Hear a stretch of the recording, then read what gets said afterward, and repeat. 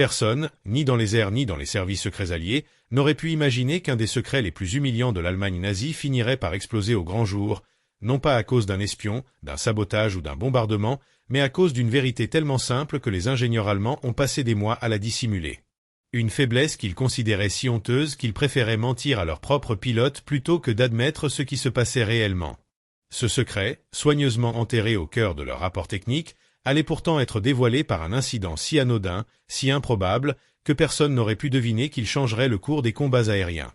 Tout commence en avril 1943, sur un petit aérodrome dans le nord de l'Allemagne. Les équipes au sol voyaient revenir les chasseurs du front de l'Est, certains criblés d'impacts, d'autres miraculeusement intacts. Ce jour-là, un Focke-Wulf 190 A4 atterrit en urgence. Le pilote, le lieutenant Hans Keller, sort de son cockpit tremblant, furieux, incapable de comprendre ce qui vient de lui arriver. Au débriefing, il parle d'une perte de contrôle, d'une réaction étrange de son appareil, d'un blocage brutal des commandes. Il affirme que l'avion s'est figé pendant une fraction de seconde, assez longtemps pour manquer de le tuer. Les officiers techniques rejettent immédiatement sa plainte. Ils lui disent que c'est impossible. Ils insinuent qu'il a commis une erreur. Ils écrivent fatigue du pilote dans le rapport. Mais Keller insiste. Il affirme que son FW-190 a refusé d'obéir à un moment critique, comme si quelque chose avait coincé les commandes dans la structure de l'aile. Cette mention déclenche un silence gêné dans la salle. Car les ingénieurs, eux, savent quelque chose que Keller ignore. Le problème n'est pas nouveau. Il n'est pas rare. Et surtout, il est incroyablement embarrassant. Depuis des mois, plusieurs FW-190 ont signalé un blocage ponctuel de l'aileron droit. Mais ce que les ingénieurs n'arrivent pas à avouer, c'est ce que tout cela signifie. Le chasseur allemand le plus redouté d'Europe, celui qui écrasait les Spitfire au-dessus de la Manche, celui que les Alliés craignaient plus que tout, avait un défaut ridicule. Un défaut qui ne venait ni du moteur, ni de l'aérodynamique, ni de la structure. Non.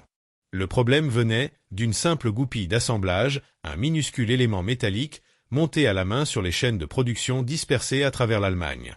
Cette goupille, si elle était légèrement mal positionnée, parfois d'un seul millimètre, pouvait se tordre sous contrainte, gonfler sous l'effet de la chaleur, et provoquer un frottement imperceptible. Ce frottement, dans certaines conditions de virage et de compression, suffisait à bloquer partiellement la commande d'aileron. En clair, un défaut microscopique pouvait immobiliser un aileron. Et immobiliser un aileron signifiait condamner un pilote.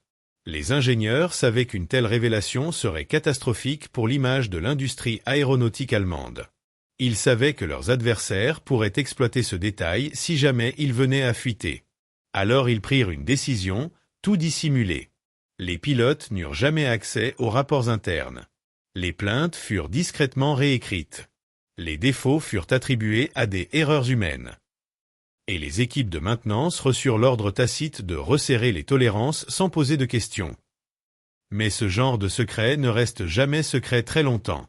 Quelques semaines plus tard, un FW-190 se retrouva dans une bataille acharnée au-dessus de la mer du Nord. Poursuivi par 2 Spitfire Mark IX, le pilote allemand tenta une manœuvre d'évasion classique, un virage serré à droite, suivi d'un plongeon.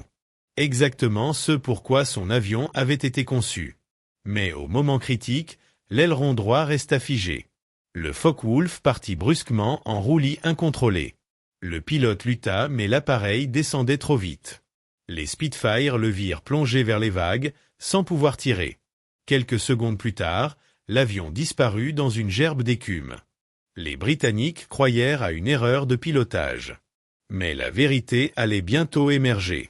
Car 2 jours plus tard, par un miracle du destin, une section entière de l'aile du FW-190 fut repêchée par un navire de la Royal Navy. Presque intacte. Et encore équipée de ses commandes. Cette aile allait devenir la clé du mystère. À Farnborough, les ingénieurs britanniques l'examinèrent sous microscope, mesurèrent chaque articulation, analysèrent chaque frottement. Et lorsqu'ils découvrirent la minuscule pièce responsable, ils restèrent stupéfaits.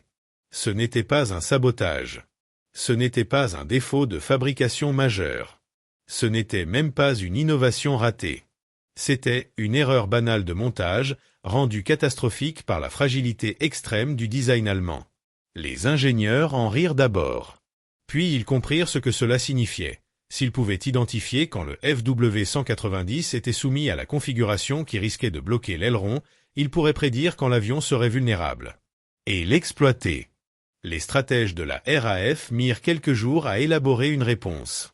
Ils découvrirent que la défaillance se produisait souvent lors d'un virage serré à haute vitesse à droite.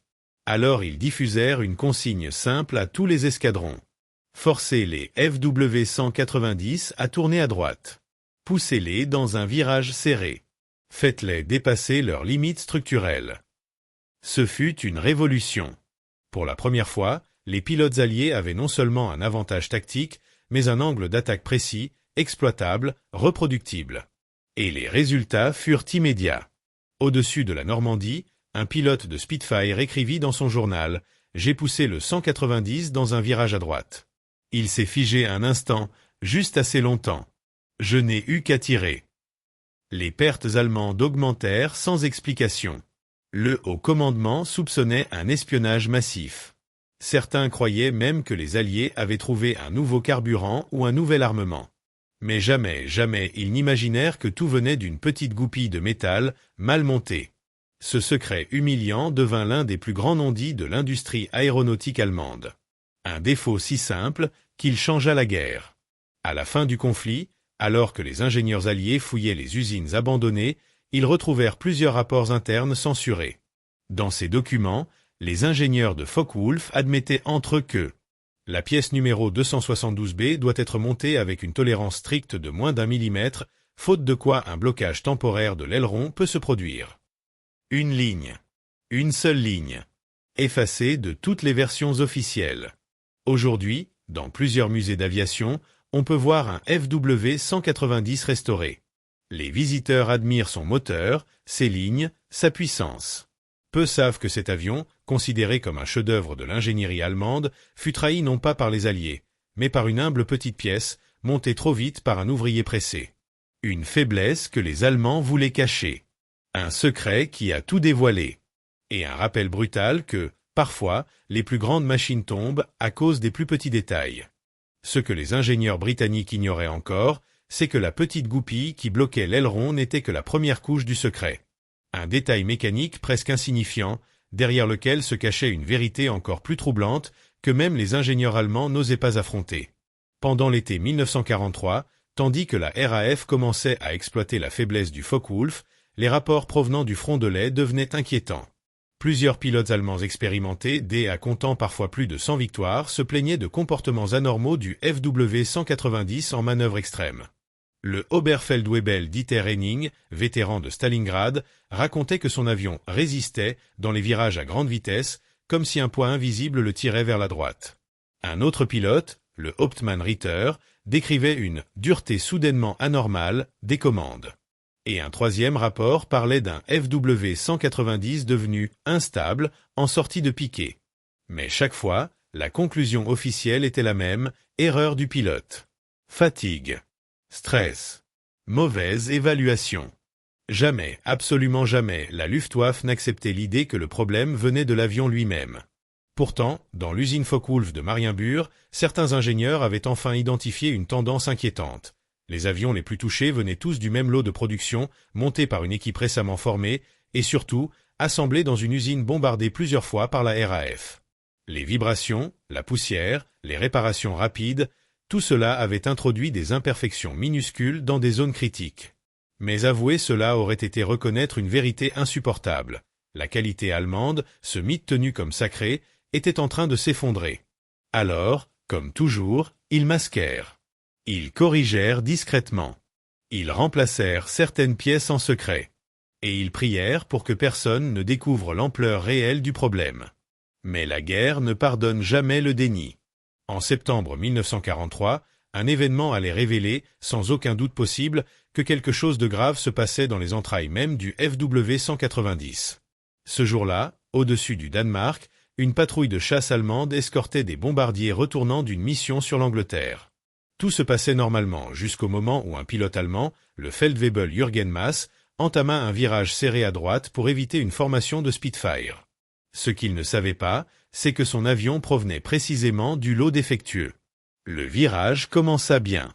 Puis, brusquement, l'aile droite vibra. L'aileron se figea. Le FW-190 partit en roulis incontrôlé. Dans un réflexe désespéré, Masse tenta de compenser avec le gouvernail. Mais l'avion, pris dans un tourbillon aérodynamique, plongea comme une pierre.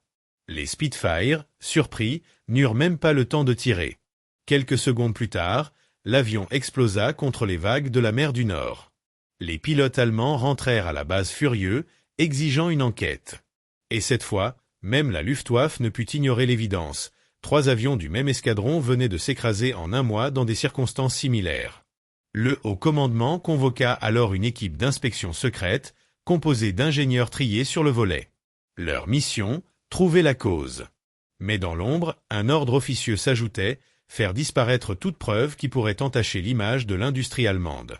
Les ingénieurs démontèrent plusieurs FW-190 de la même série. Ce qu'ils trouvèrent les glaça.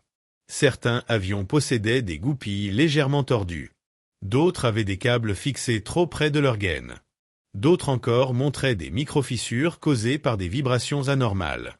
Et surtout, les tolérances d'assemblage avaient été élargies pour accélérer la production sous les bombardements. En clair, la recherche de rendement avait sacrifié la fiabilité. Le rapport interne, classé strictement confidentiel, commençait par une phrase que personne n'aurait cru possible venant de l'industrie allemande. La série 21 présente un risque accru de défaillance des commandes en manœuvres extrêmes. Jamais cette phrase ne fut communiquée aux pilotes. Jamais elle ne fut communiquée aux états-majors alliés. Mais elle n'allait pas rester cachée longtemps. Car un espion infiltré depuis plus de 6 mois dans l'usine de Marienburg avait déjà transmis à Londres une information explosive. Les Allemands cachaient un défaut de production structurelle dans le FW-190. À Farnborough, les ingénieurs britanniques comprirent immédiatement. Ce n'était plus seulement une faiblesse tactique. Ce n'était plus une simple anecdote technique. C'était une faille systémique. Une vulnérabilité exploitée stratégiquement. Un angle mort qui pouvait faire basculer des batailles entières. Et ils allaient s'en servir. La suite, le moment où ce secret humiliation explose littéralement au grand jour, arrive dans la partie 3, que je te fais maintenant si tu quisais. À Londres, les analystes de la RAF savaient qu'ils tenaient enfin quelque chose d'énorme. Un secret que l'Allemagne avait tout fait pour cacher. Un secret humiliant et tellement explosif qu'il pouvait déstabiliser toute la stratégie aérienne nazie. Ils commencèrent immédiatement à tester une série de manœuvres spécialement conçues pour exploiter la faiblesse nouvellement confirmée. Des virages brusques à haute vitesse. Des manœuvres de torsion. Des changements d'axe rapides. Tout ce qui pouvait amener un FW-190 de la série 21 et de quelques séries voisines à dépasser ses limites structurelles. Et les résultats furent stupéfiants. Dans plus de 40% des tests, l'aileron droit présentait des débuts de blocage sous forte charge. Dans un cas sur 10, l'avion entrait dans un roulis incontrôlable. Exactement ce que Faber avait vécu involontairement et que la Luftwaffe avait tenté de cacher désespérément. Les Britanniques comprirent alors qu'ils détenaient une faiblesse stratégique majeure. Ils la nommèrent sobrement. Point de rupture 190. Ce nom n'a jamais été rendu public. Il est resté classé jusqu'à la fin de la guerre. Mais à partir de ce moment-là, chaque escadron de Spitfire reçut de nouvelles instructions secrètes. Si un FW-190 insiste dans un virage serré à droite, forcez-le à la limite. S'il appartient à la mauvaise série, il se détruira lui-même. Et bientôt, la théorie devint réalité. Novembre 1943. Au-dessus de la côte hollandaise, un groupe de FW-190 escortait des bombardiers en route vers l'Allemagne. La patrouille avançait avec confiance. Après tout, le 190 restait l'un des chasseurs les plus redoutés du ciel européen. Mais ce jour-là, les Spitfire Mk9 du 611 Squadron attendaient au-dessus des nuages, prêts à tendre une embuscade. Lorsque les deux formations se rencontrèrent, un FW-190 de la série 21, piloté par le interofficier Klaus Brenner, engagea un virage serré à droite pour échapper à un Spitfire. C'était un virage qu'un pilote allemand avait exécuté des centaines de fois. Un virage supposé sûr. Un virage enseigné à tous les élèves.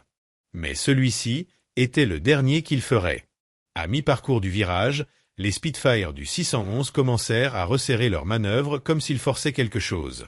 Et soudain, exactement comme les ingénieurs de Farnborough l'avaient prévu. L'aile droite du FW-190 vibra. L'aileron se figea. L'avion partit dans un roulis brutal. Puis, le silence. Le FW-190 partit en vrille, incapable de sortir de la manœuvre. Il s'écrasa quelques secondes plus tard dans les dunes, sans qu'aucune balle britannique n'ait été tirée. Les pilotes anglais, en vol, se regardèrent abasourdis. Le rapport officiel résumait la scène par une seule phrase glaçante. L'appareil ennemi s'est détruit sous contrainte tactiquement provoquée. C'était la première confirmation directe que le secret humiliant des Allemands, ce défaut structurel qu'ils avaient tenté d'enterrer, pouvait être exploité volontairement. Et à partir de ce jour-là, la Luftwaffe ne fut plus jamais la M.